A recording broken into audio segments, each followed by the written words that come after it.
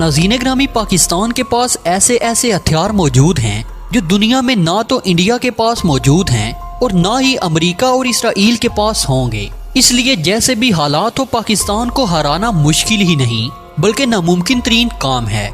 आज हम ऐसे ही कुछ पाकिस्तान के खुफिया हथियारों के हवाले से बात करेंगे जिनका इल्म बहुत ही कम लोगों को है। पाकिस्तान ने अपने इन खुफिया हथियारों को आज तक ऐलानिया तौर पर लॉन्च नहीं किया और ना ही पाकिस्तानी फौज इनकी तस्दीक करती है, मगर वक्फे वक्फे से ये हथियार खबरों की जीनत बनकर दुश्मन की नींदें उड़ाते रहते हैं। नाज़रीन ग्रामी, आज की इस ज़ेरे नज़र वीडियो में हम पाकिस्तान के 10 सबसे बेहतरीन और खुफिया हथियारों के बारे में बात करेंगे जिनके बारे में शायद कोई दूसरा चैनल नहीं बता पाएगा। नाज़रीन, नंबर 1, तैमूर मिसाइल।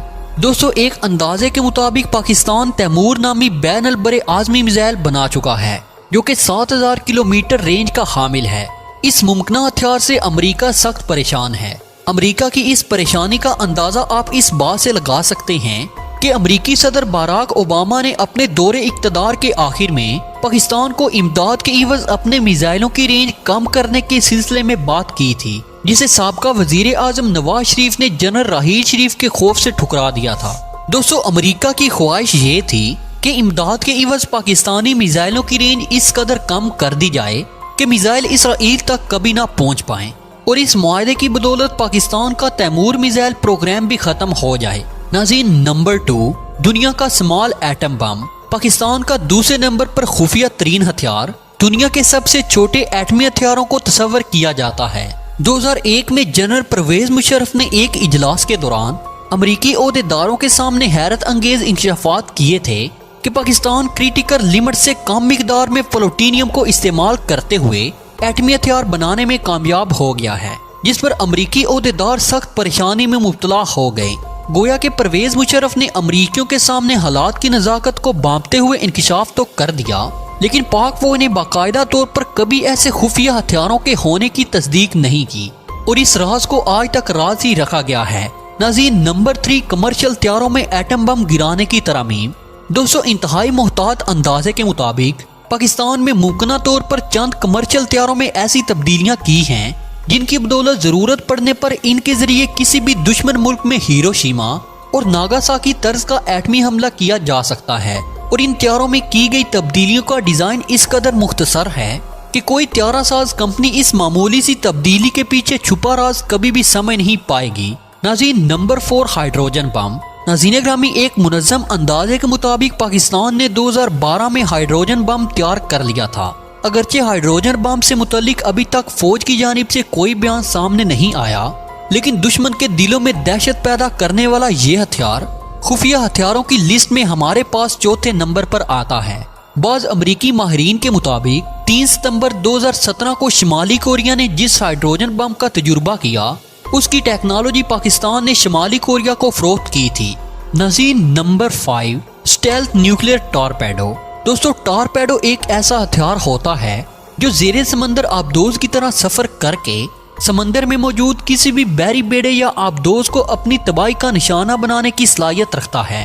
मुमकिन तौर पर पाकिस्तान ने आम टॉरपेडो की तरह एटम बम से लैस एटमी टॉरपेडो भी तैयार कर लिया है, जिसे खामोशी से दुश्मन के वसी और रीज बंदरगाहों या समंदर में मौजूद बड़े पैमाने पर दुश्मन के जंगी बेड़ों को एक साथ ठिकाने लगाने के लिए इस्तेमाल किया जा सकता है। दोस्तों, वाज़ेह है कि सोवियत यूनियन ने 1955 में न्यूक्लियर टॉरपेडो का कामयाब तजुर्बा किया था, जबकि पाकिस्तान के लिए इस किस्म का हथियार तैयार करना कोई मुश्किल काम नहीं है। नाज़रीन, नंबर 6, सोलर ड्रोन। दोस्तों, 2015 में ये खबर अखबारात की जीनत बनी जिसमें बताया गया था कि इस्लामाबाद में मौजूद national university of science technology के तालिबे इल्मों ने सोलर ड्रोन को तैयार कर लिया है और ये भी इत्तलाआत मिली थी कि पाकिस्तान एरोनॉटिकल कम्प्लेक्स की ज़ेरे निगरानी सोलर ड्रोन प्रोजेक्ट पर बाकायदा काम शुरू कर दिया गया है। बाद अजी इस खबर को मंजरनामे से बिल्कुल गायब कर दिया गया और गुमान किया जाता है कि इस आम प्रोजेक्ट को अभी तक खुफिया तौर पर सर अंजाम दिया जा रहा है। वाज़ेह है कि सोलर ड्रोन मुस्तकबिल करीब में सैटेलाइट की जगह ले लेंगे, क्योंकि सोलर ड्रोन कई माह के तवील अरसे के लिए इंतहाई बुलंदी पर मुसलसल और खुदकार तरीके से परवाज करने की अहलियत रखते हैं और दुश्मन के इलाके से मुतल्लिक आम मतलूबा मालूमात पहुंचाने में अपना कलीदी किरदार अदा कर सकते हैं। नाज़रीन, नंबर 7, इलेक्ट्रोमैग्नेटिक पल्स वेपन।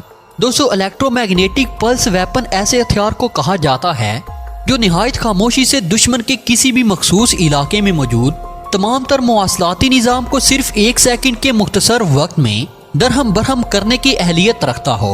मतलब ये हथियार निहायत खामोशी से दुश्मन के बिजली पर चलने वाले तमाम तर निज़ाम को मफलूज कर सकता है, जिसमें दुश्मन के मिसाइल सिस्टम, एंटी एयरक्राफ्ट और एंटी मिसाइल सिस्टम और दीगर सैकड़ों निज़ाम शामिल हैं। कुछ अरसा कबल इससे मुतल्लिक खबरें मीडिया की जीनत बनी, जिसमें बताया गया कि पाकिस्तानी स्टूडेंट इस पेचीदा और मुश्किल टेक्नोलॉजी को इजाद करने में कामयाबी हासिल कर चुके हैं, जबकि बाद अजी इस खबर को भी मंजरनामे से बिल्कुल गायब कर दिया गया। नाज़रीन, नंबर 8, पाकिस्तान का खुफिया लेजर हथियार। दोस्तों, पाकिस्तान आर्मी ने 25 अप्रैल 2012 को मुजफ्फरगढ़ में मुनक्किद जंगी मशकों में लेजर टेक्नोलॉजी की मदद से दुश्मन के टैंकों के इंजन बंद करने का अमली मुजाहरा किया था। लेकिन अब मुमकिन तौर पर पाकिस्तान इस टेक्नोलॉजी में खातिर ख्वाह कामयाबियां समेट चुका है। मुख्तलिफ इकसाम के लेजर हथियार तैयार कर लिए गए हैं। इन हथियारों को भी अभी तक खुफिया ही रखा गया है। नाज़रीन, नंबर 9, हीट सिग्नेचर को छुपाने वाला नेट। दोस्तों, ये खबर भी गर्दिश में है कि पाकिस्तानी साइंसदानों और इंजीनियर्स ने अपनी अनथक काविशों से एक ऐसा जाल तैयार कर लिया है जिसे अगर किसी किस्म के असले एटम बम या फिर किसी भी एटमी मिसाइल पर डाल दिया जाए तो ये जाल जदीद तीन अमरीकी, इसराइली और रूसी रेडार्स और सैटेलाइट की नजरों से इन चीजों को महफूज बनाता है।